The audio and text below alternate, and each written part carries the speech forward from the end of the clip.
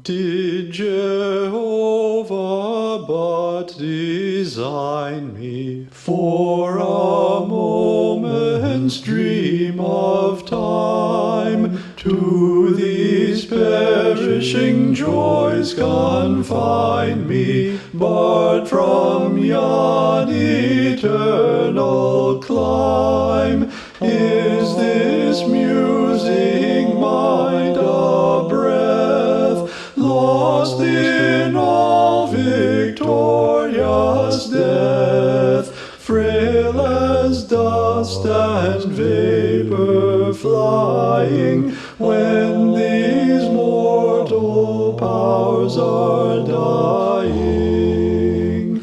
Soon this frame will be a plunder, crumbling for the worms below. Must I, as it sinks asunder, all to mouldering darkness go, all of conscious life bereft, at my utmost limit left, born to quench each warm sensation, deep in drear annihilation? Is not life allowed me up to life me? I've become the sky has God endowed me.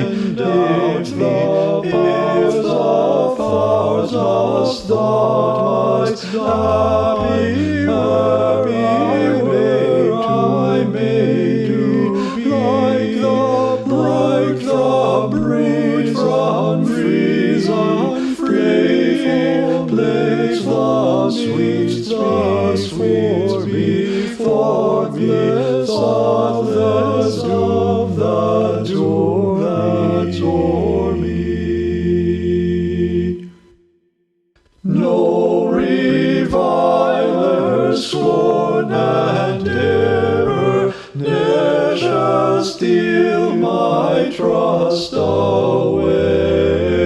Rescued, raised from mortal terror, I shall triumph for decay.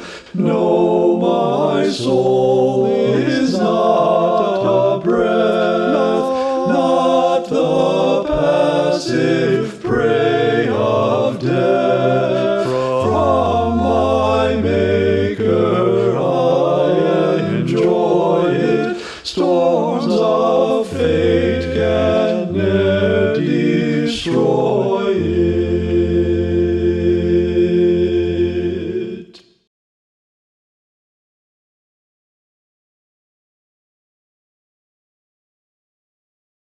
The tune Germany, number 297 in the Legacy Edition, page 371 in the most recent oblong editions of Harmonia Sacra, is unusual and unique.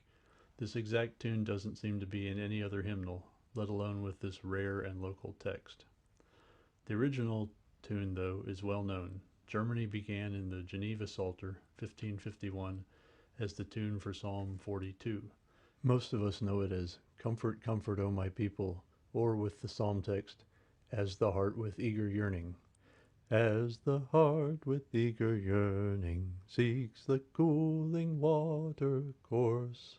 Like all the Geneva tunes, it has two note lengths, longer and shorter, and this one uses a skipping rhythm, groups of threes and twos. It's in French. 20 years later, the Geneva Psalter was translated into German and was known as the Lobwasser Psalter. The tune there is the same, and the text is the German version of Psalm 42. The Lobwasser Psalter was brought to the United States by German immigrants and reprinted here a number of times starting in the 1750s. Even though it was basically a Lutheran book, German-speaking Mennonites in Lancaster and Franconia used it as one of several hymnals in their services. Meanwhile, in England in 1722, this guy Johann Christian Jacobi translated a lot of German psalms and hymns into English and put them in a hymnal with a confusing Latin title, Psalmodia Germanica. With the Geneva 42 tune, he put his translation of a poem by Paul Gerhardt from about 1650. The German is O du allersüße Freude, and the English is O thou sweetest source of gladness. The music still has the Geneva skipping rhythm, long notes and short notes. About 1780, the young Joseph Funk, future compiler of the Harmonia Sacra, leaves Franconia with his family to move to Virginia. This may or may not have been the result of a schism involving his uncle, a bishop. In any case, it's almost certain they took the Lobwasser Psalter with them. In 1803, the Mennonites in Pennsylvania decided to make their own hymnal instead of using those published by their neighbors. The proposed song lists developed by the Lancaster and Franconia delegations were so different that they decided to each publish their own, but both hymnals contained the Geneva tune with the Psalm 42 text in German.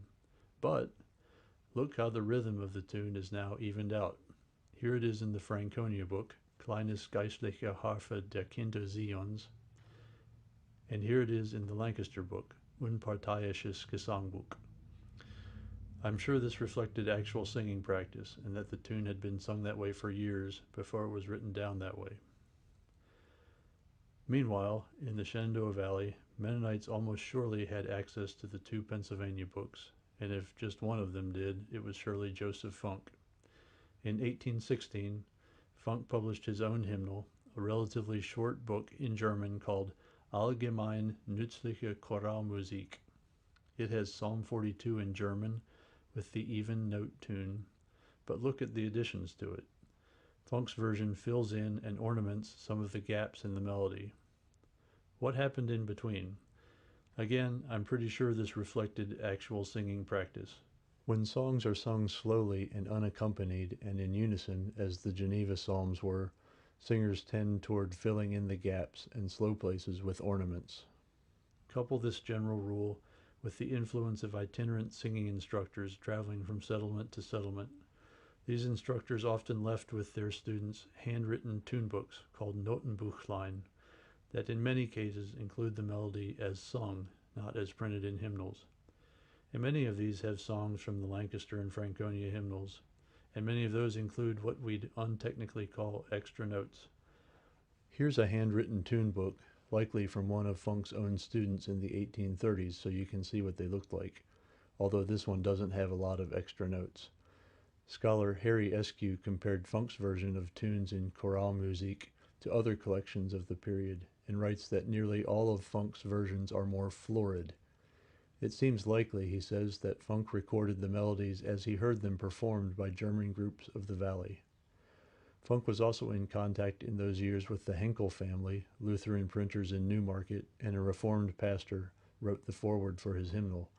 So it's possible the additions to the tune came from Lutheran or Reformed singing practices too.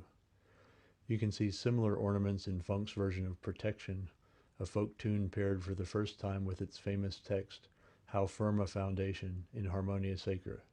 These notes aren't in your church hymnal. Dun da da dum bum bum ba da dum bum ba dum. In any case, the 1816 German hymnal that Funk compiled is the first printed instance of the tune we call Germany in this even, ornamented form. In 1832, as German-speaking Mennonites in the valley moved toward bilingualism and contact with their English-speaking neighbors, Joseph Funk published Genuine Church Music, a hymnal in English. He changed the name to Harmonia Sacra in the 5th edition. Only 9 tunes from Choralmusik were included in Genuine Church Music, and one of them was Germany, called by that name for the first time. Who knows why? And does it have Psalm 42 in English as the text? Nope. It has Holy Ghost Dispel Our Sadness, which is a revised version of Jacobi's Psalmodia Germanica translation of that Paul Gerhardt text, O du allersüße Freude. So it seems like Funk owned or had access to Psalmodia as well. The revised translation is by Augustus Toplady and is found in the 1828 Village Hymns for Social Worship, hymnal published in Connecticut. Funk gives Village Hymns as his source for the text. And that would seem to be the end of it. But in the 5th edition of Harmonia Sacra, 1851, the first one called Harmonia Sacra, there's another text change. Funk drops the Gerhard text, which survived in several recent Mennonite hymnals, for a locally written, philosophical, existential, somewhat dark meditation on eternity and the ephemeral. The author, Joseph Salyards, is an incredible story. Grew up very poor, couldn't read or write until he taught himself as a teenager, and then went on to speak 6 languages, teach, write, and philosophize to a level that's impressive now, but seems like a misprint for the Shenandoah Valley of the early 19th century. Salyards started a school in Newmarket and was part of the theological and intellectual circles there, including the Henkels, the publishers. That's not what I think of when I think of Newmarket today, but it was an intelligent, thoughtful, progressive group, and Funk seems to have been at least a part of it. I don't know how Funk and Salyards met or when. In any case, Salyards spent 50 years writing what would become a 300-page poem, Idothea, or the Divine Image. It wasn't published until 1874, more than 20 years after some stanzas appeared with Germany in Harmonia Sacra. And during the singing, you saw a few changes that came between the hymn version and the poem's publication. Historian Evan Knappenberger says of Idothea, even in the first canto, written in the late 1820s and early 1830s, Salyards evidences deep familiarity with German idealism, mystical and Gnostic Christianity, principled pacifism, environmental consciousness, and abolitionist sentiment, remarkable coming from a fatherless, half-blind, backwoods Rockingham autodidact. There is nothing comparable to it in the 19th century Shenandoah Valley, and there's nothing like it in most hymnals either. The only other place I can find the Salyards text as a hymn, Church Hymn Book, an evangelical Lutheran hymnal compiled and published by the Henkels. The 1838 edition doesn't have Did Jehovah But Design Me, but the 1857 edition does. They just added it as 627A rather than renumbering, and gave it its own section title, Immortality, and printed 10 verses to Funk's 4, but without a tune. I should say that Salyards wrote a long, appreciative review of the 1851 Harmonia Sacra without mentioning his text. He refers to the excellent and pious compiler, Mr. J. Funk. And in the years before Joseph Funk's death in 1862, Funk and Salyards carried on a long, deep, fascinating, and erudite dialogue on sacred music in the pages of Funk's journal, The Southern Musical Advocate and Singer's Friend. So the only remaining question is, why did Funk put Salyards' text with the tune he called Germany? No idea. The most practical explanation is probably the best. Germany is the only tune in Harmonia Sacra that matched the meter of Salyards' poem. And that's the story of one Harmonia Sacra tune. I'll play my version one more time if you want to hear it. Did Jehovah but design me for a moment's dream of time, to these perishing joys confine me, barred from yon eternal clime? Is this musing mind a breath, lost in all victorious death, frail as dust and vapor flying, when these mortal powers are dying? Soon this frame will be a plunder, crumbling for the worms below. Must I, as it sinks asunder, all to mouldering darkness go?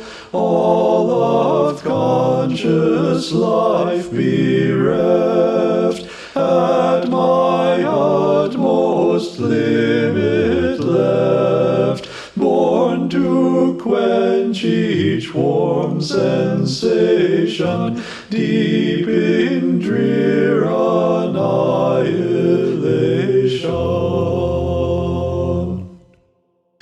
Is not life allowed me, life beyond the sky has God endowed me, if the powers must daunt my happy I may do like the breeze unfree, place the sweet before me, thoughtless of the doom that o'er me.